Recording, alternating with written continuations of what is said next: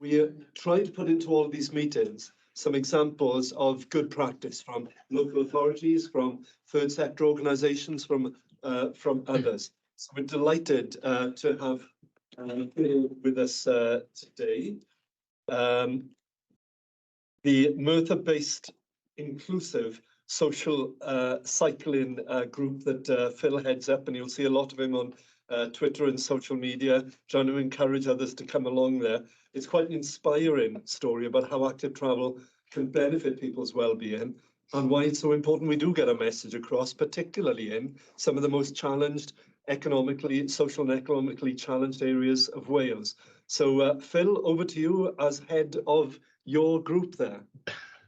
Thank you, Chair, and thanks for the invitation to talk at the group. I'll put some slides up. I was going to show a video, but I've just shared a link to our social media and so on there, so that that you can access those given the time constraints. So yeah, so I'm chair and a ride lead within Active Wales, which is a Merthyr-based inclusive social group. It works within the sort of borough of Merthyr, and was the history of it was, if you can see the pictures there, the guy in the sort of centre with the moustache and goatee beard is Tom Evans. Tom was hoping to be with us today, but couldn't be, unfortunately. Tom has a sort of history of he's had a brain tumour. He's had his spleen removed. He's had a stroke, and so he's got left side partial paralysis. And Tom sort of volunteered with Disability Sport Merthyr, and in 2019 created Active Wales. At that point, it was very much a referral sort of volunteer organisation, and Tom was riding on his e-bike one-to-one with various people who he was helping out to ride bikes. I got involved about 2 years ago, together with a guy with the sunglasses on the right-hand top right-hand picture there, Geraint, and we discussed how we progressed that.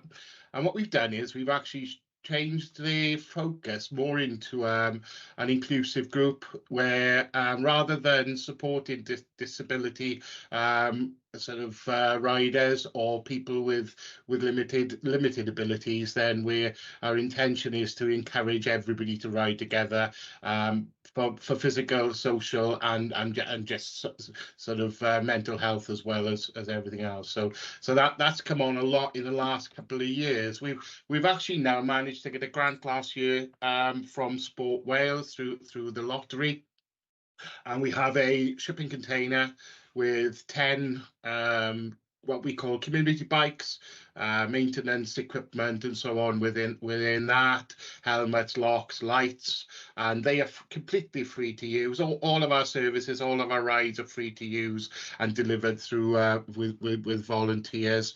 We also have 3 trikes which are housed at Avontaff High School, and at Avontaff High School they have a new community track, so it's a safe environment on which to ride the trikes. And hugely grateful to Principality Building Society, who have recently bought us the side-by-side bike that's on the top right there, and the support of Pedal Power, Sian and her team in Cardiff in accessing that and using that. So we've got a load of community equipment and community sort of accessories and so on that are there to help people who don't have access to bikes to take part, because very much early days it was the sort of the people who could afford a bike and had good quality bikes who could take part. But more recently we've got a much broader range of participants who sort of bring with them their own challenges but really do enjoy riding with us. Just as an example there, bottom left-hand corner is Luke.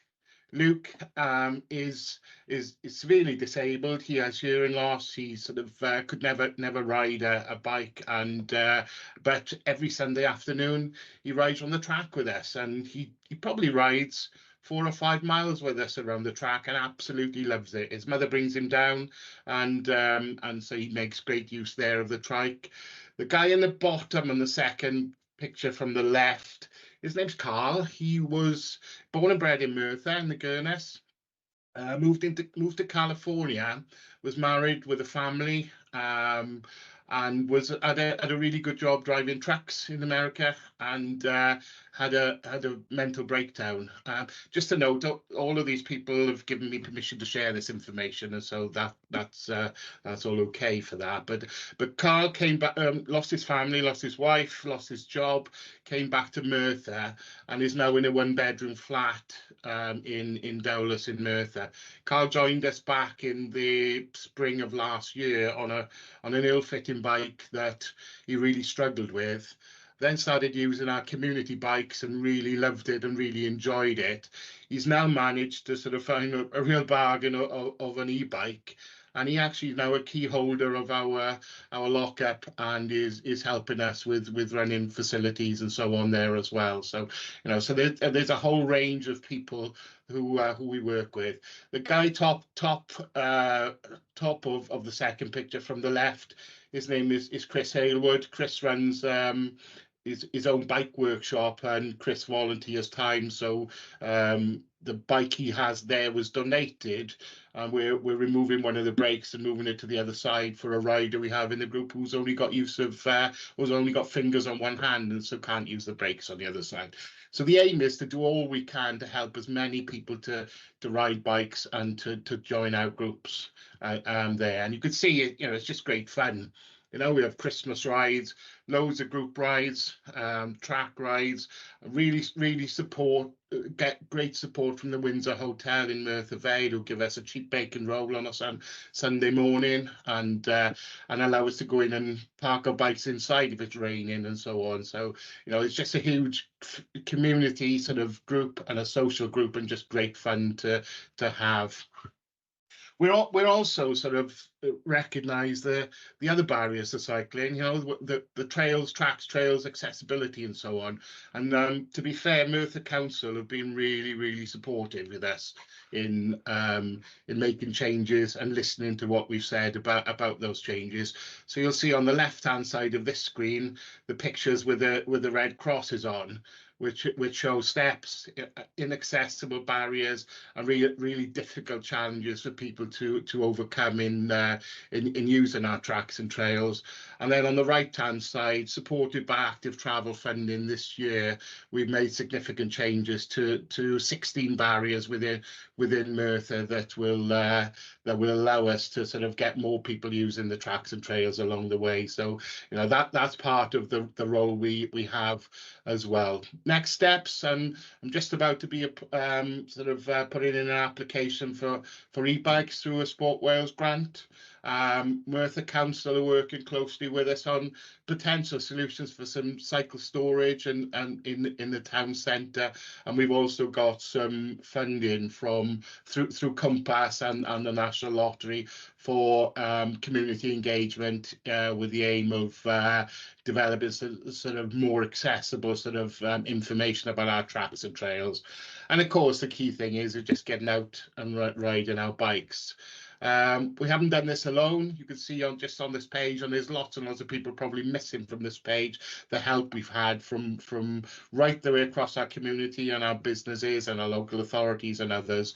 That's there to help. So I've sort of raced through this quite a bit, but you see on the bottom right hand side of the screen is our social media and email contacts, and I've put it in the chat.